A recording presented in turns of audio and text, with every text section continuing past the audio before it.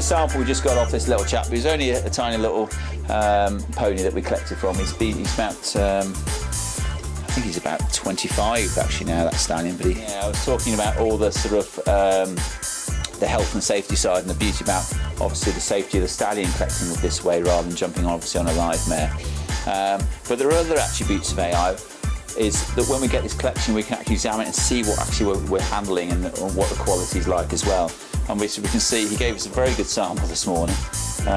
Actually excelled himself. Normally his isn't this good, and that's the one of the things we do learn about stallions. Some days it's good, some days it's not, and a lot can depend on stress, weather, time of year. The semen then can now go sort of 3 different ways. We can do fresh, chilled, or frozen.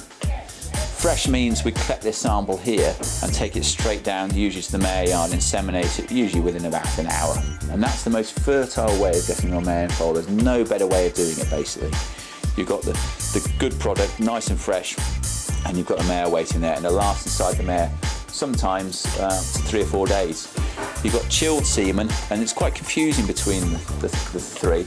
Chilled is where we collect, and then we actually ship the semen overnight, and it's in the mare usually within 24 hours. But of course, the semen's always deteriorating from that point on, so the quicker it's in the mare, the better. The third way is we actually freeze the semen. This is where we freeze it down, and we spin it down in these centrifuges.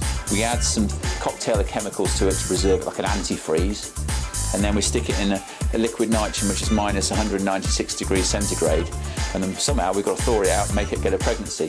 But it does work well, but they aren't as good as fresh, but it's there for a reason. We're talking most probably about 70 to 80% conception rate, whereas with fresh semen, most probably natural covering, you could be up into the 90s. So there is a 20% difference there, and some people get confused, say, oh, I just use frozen when it doesn't work. But if you get everything, if you get a good vet, a good mare, and hopefully a good person who throws it, you can get very good results. Do you how many freeze? Do they all freeze? Or? We can again freeze about 90%. We used to be 70%, but the techniques have changed an awful lot. Even over the last sort of 5 years, we can freeze more stallions than ever we could freeze before. So there's new techniques always coming on the market, which I love. You know, we spend a fortune on technology in this lab. You know, there must be over £100,000 worth of equipment just in here, you know, just being able to freeze it. And we're always trying to update our equipment to make it better and better. So there's quite a lot of things we can do to it. So we can freeze most stallions, but they vary with breeds at all or not? It does, I'm afraid, yes. But we use different techniques slightly with different breeds.